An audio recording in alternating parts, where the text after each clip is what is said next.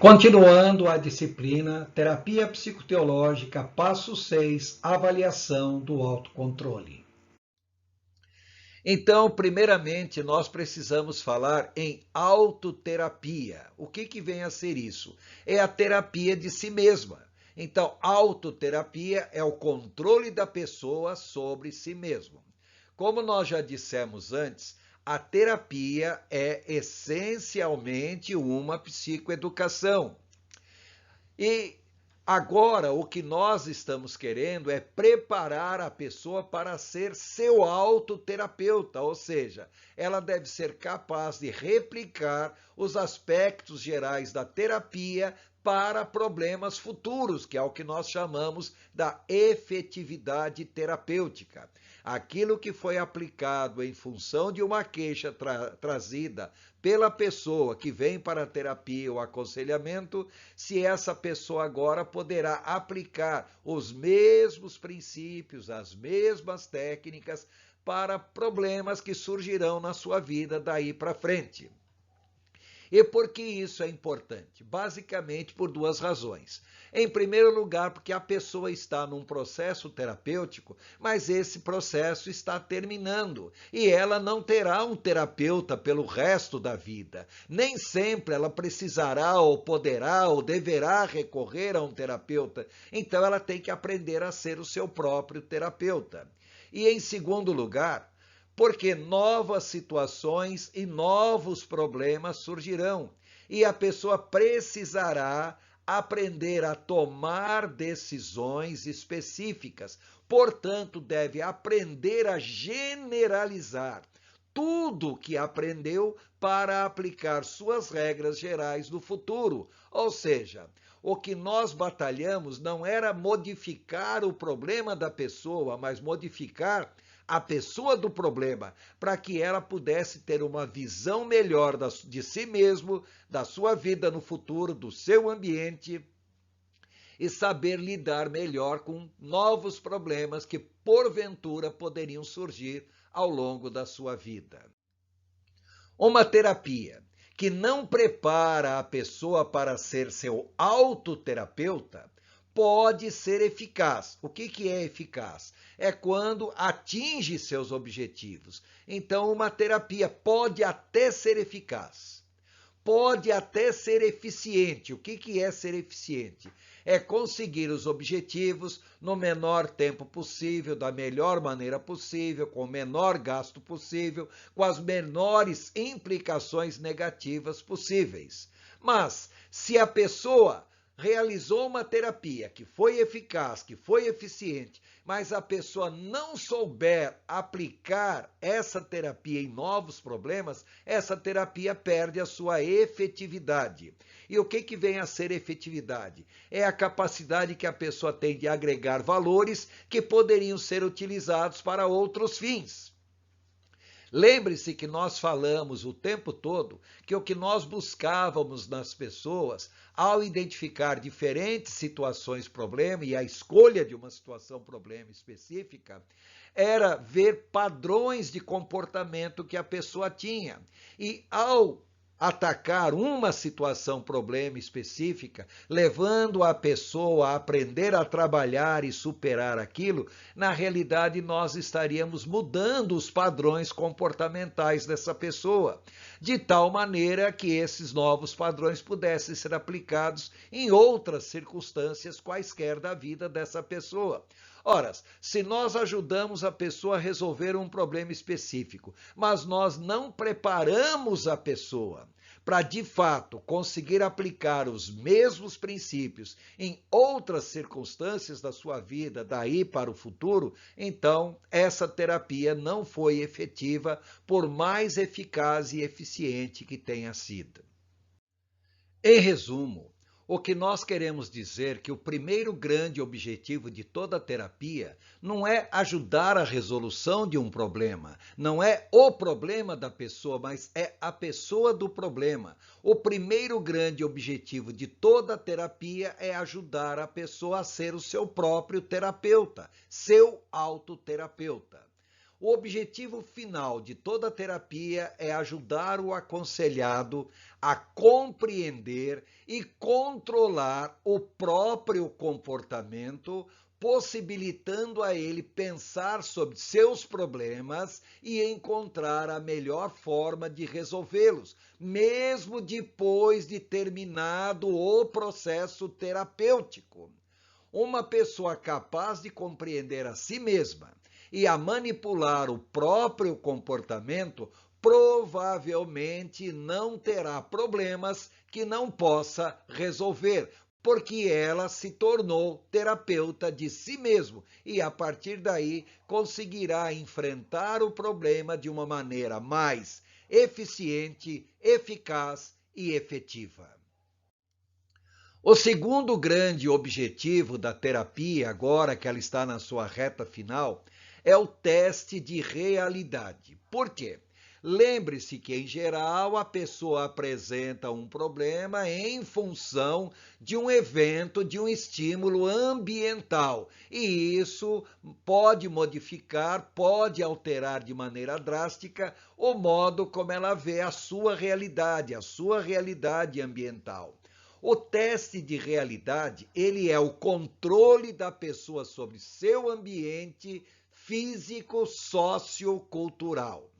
O teste de realidade está ocorrendo durante toda a terapia, mas principalmente durante e após o compromisso e processo de mudança, que é o que nós abordamos no passo 5.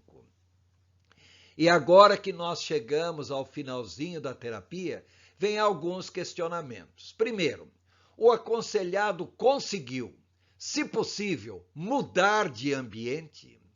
O aconselhado conseguiu alterar seu ambiente?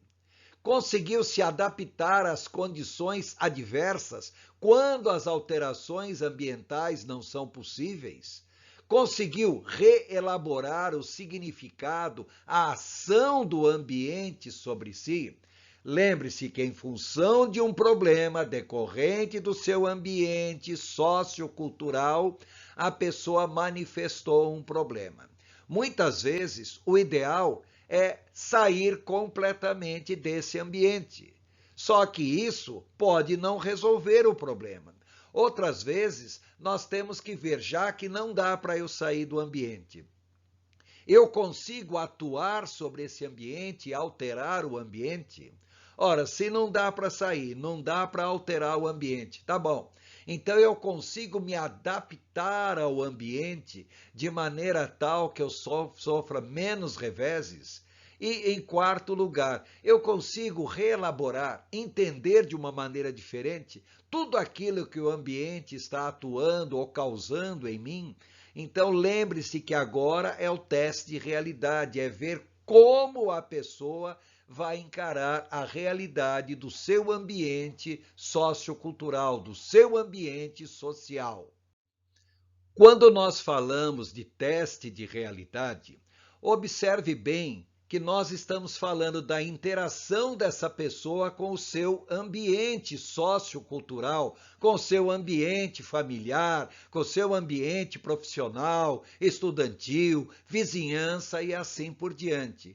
E nós, muitas vezes, temos que pensar que o terapeuta ele não está atuando sobre esses ambientes, mas ele está atuando com a pessoa em terapia. E talvez essa pessoa precise fazer várias mudanças em si mesma com relação ao ambiente. Ou seja, talvez agora seja o momento de direcionar a terapia para um treinamento em habilidades sociais, para que a pessoa aprenda melhor como lidar com as demais pessoas, como lidar com cada ambiente específico onde ela convive.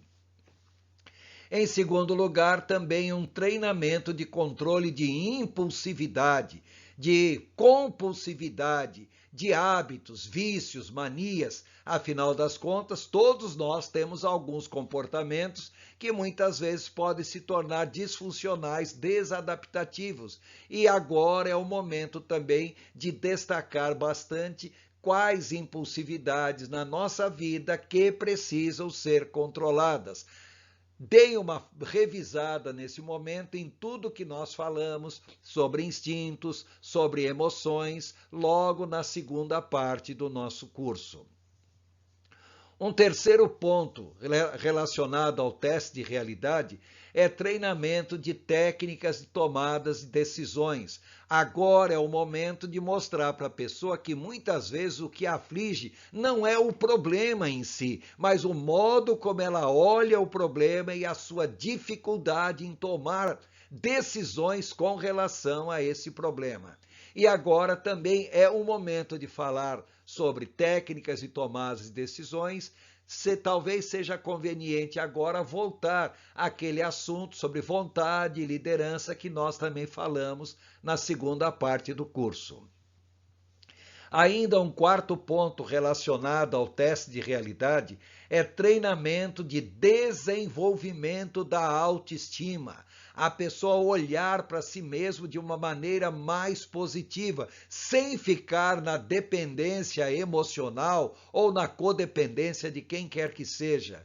Então, é incentivar a pessoa a desenvolver as suas próprias qualidades e, principalmente, desenvolver mecanismos de enfrentamento para as diversas situações que surgirão na sua vida daí para frente. E um ponto extremamente importante quando nós falamos de teste de realidade. Em geral, a maior dificuldade da pessoa está no seu relacionamento familiar.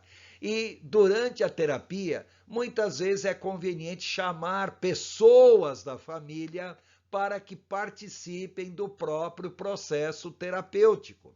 Observe, nós estamos atuando sobre a pessoa em aconselhamento, sobre a pessoa em terapia.